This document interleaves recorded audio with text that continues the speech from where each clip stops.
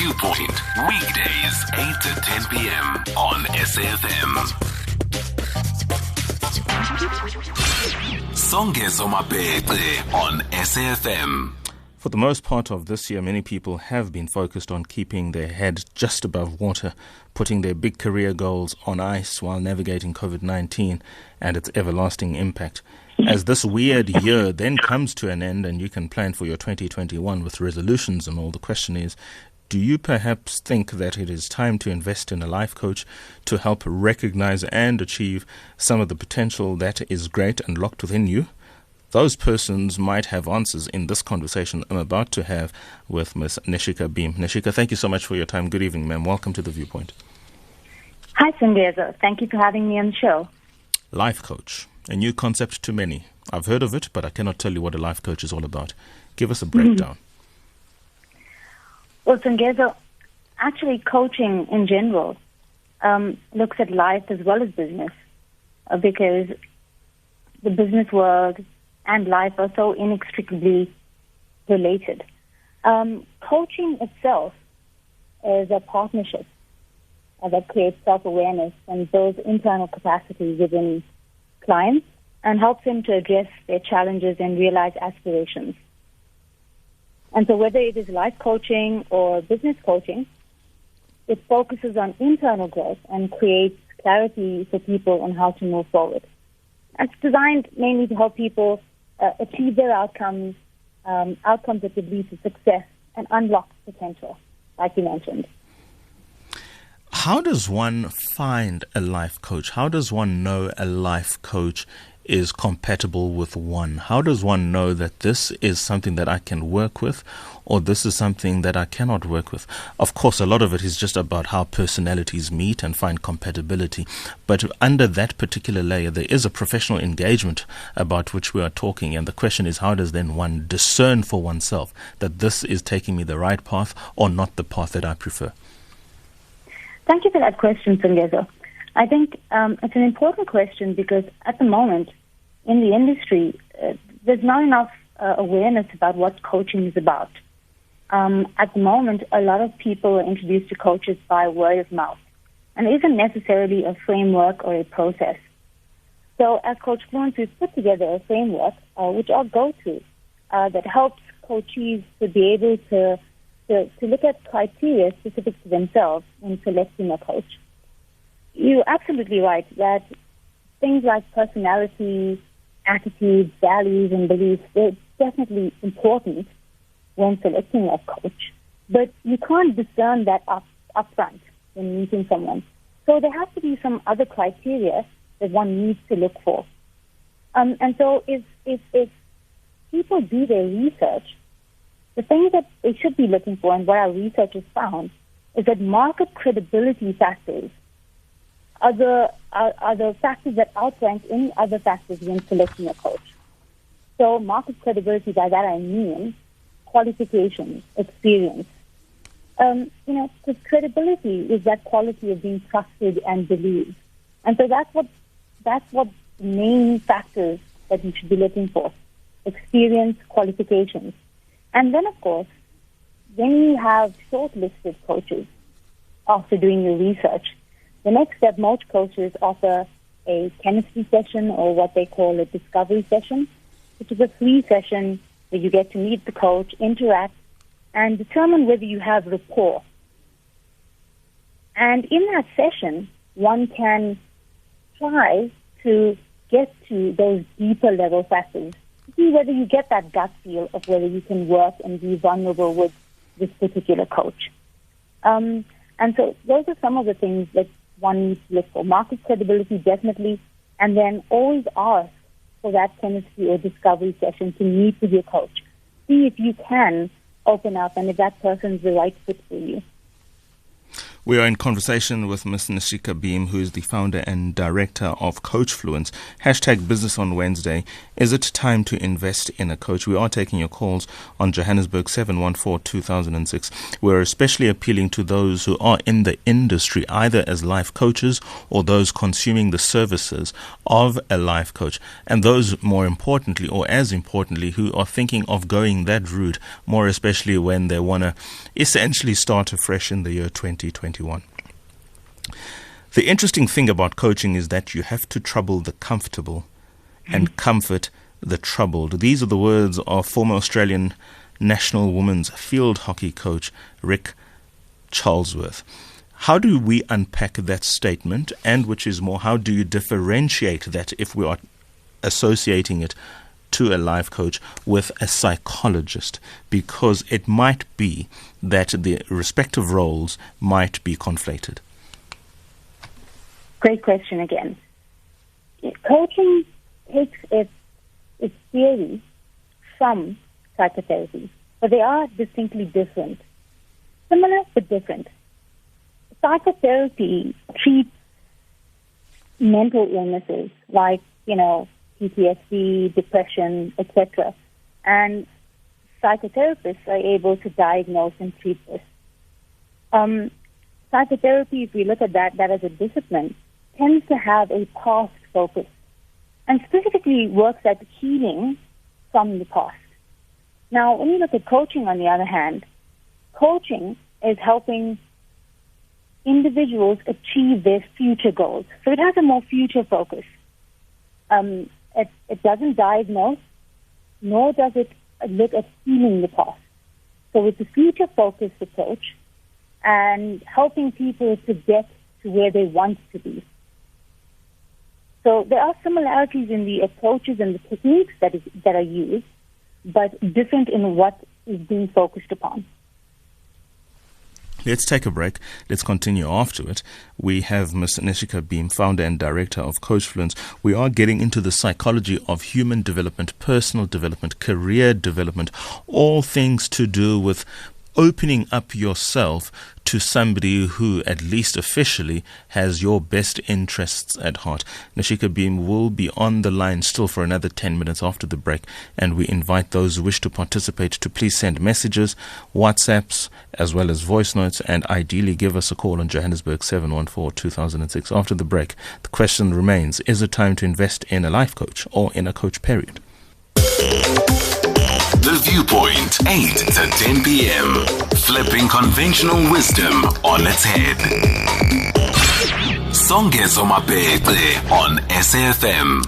The conversation with Neshica continues, talking about the investment of oneself in the hands of a life coach. Perhaps another distinction that we ought to make before we try and get to some of the aspects associated with the relationship that we are ultimately talking about. What is the difference then between a life coach and a mentor? Are those terms interchangeable? Not exactly.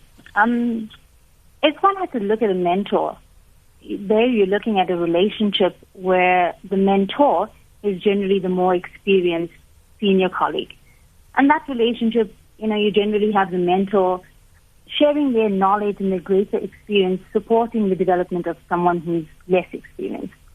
It's kind of the approach that says, I'm more senior, I have extensive experience, and I can tell you how I have done it. And that's great because it tells you how other people have tackled the business world and life and gives you great insight.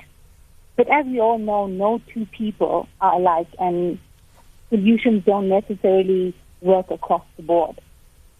With coaching, because it's a partnership that looks at the individual and looks at their internal capacity, their specific issues, their strengths, their weaknesses, it takes a more individual approach and helps the coachee to move forward. If I can use an analogy here, and I'll add consulting to the mix as part of this analogy, just to distinguish that from the mentoring and coaching as well. Let's say you wanted to learn how to ride a bike. You didn't know how to ride a bike. You want to learn how to ride a bike. If you get yourself a mentor will tell you, hey, when I first started riding the bike, this is the bike that I got. And these are all the things that I did when I fell off the bike. This is how I got back on the bike. Great information, and you can keep that in your memory bank when you're riding a bike. But at the end of the day, you've got to get onto the bike and ride it yourself. Now, same situation, and if I get a consultant will research all the bikes in the market for you, tell you the best bike you can get, give you all the biking gear, all the best practices out there. They'll even probably get you 3 quotes on bikes that you could purchase. But at the end of the day, again, you've got to get onto the bike and ride the bike yourself. With a business coach or a life coach, they will walk with you as you ride the bike. And when you fall off that bike, they will be there as you get back onto the bike.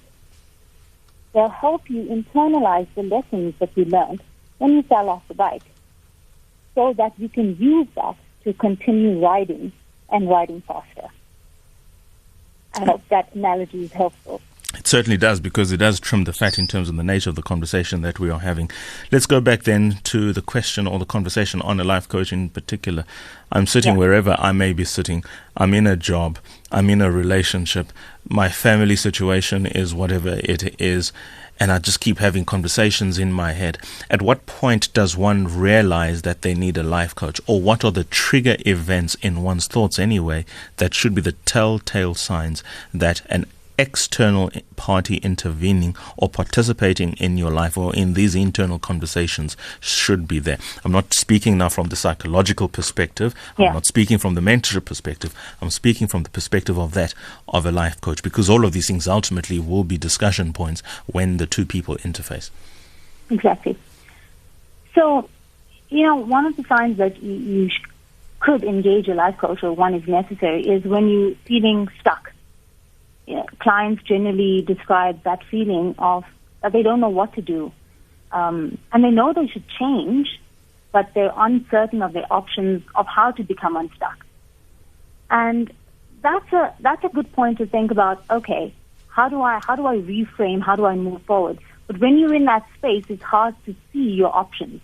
And that's a great time to be seeking the services of a coach. Because a coach can help you rekindle your enthusiasm for your career, your life, work on those strengths and your weaknesses, help you create a vision for the future. Other times where you may consider a coach is career transitions. At the moment, with COVID and the pandemic, job losses, there's so many stresses that people are undergoing. And lots of people out there don't exactly know how to cope with this. And it is helpful to have a thinking partner to help you navigate these waters and help you chart a path forward. So those are some cases where you may think, hey, I need to invest in myself, invest in getting someone to help me work through this, and a good idea to get a coach. Good time to get a coach is when you're having those conversations. Now, how is the relationship regulated? Is there an industry body? Is there a law? Is there some form of association of professionals or the other? Or is it just literally one going out on a whim and hope that they will find somebody and that relationship will work? And if there are any challenges in that relationship, there might be somebody who is there to regulate those affairs. Great question. So there isn't a law at the moment, and it's not a regulated industry like therapy or counseling. However, there are bodies that do look at coaching ethics and coaching practices in the industry.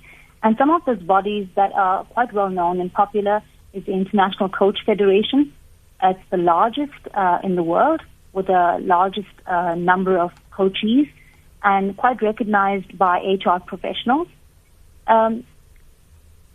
Coaches that belong to the ICF have to follow a set of code of ethics, and if they breach that, there are consequences from the body to the coach.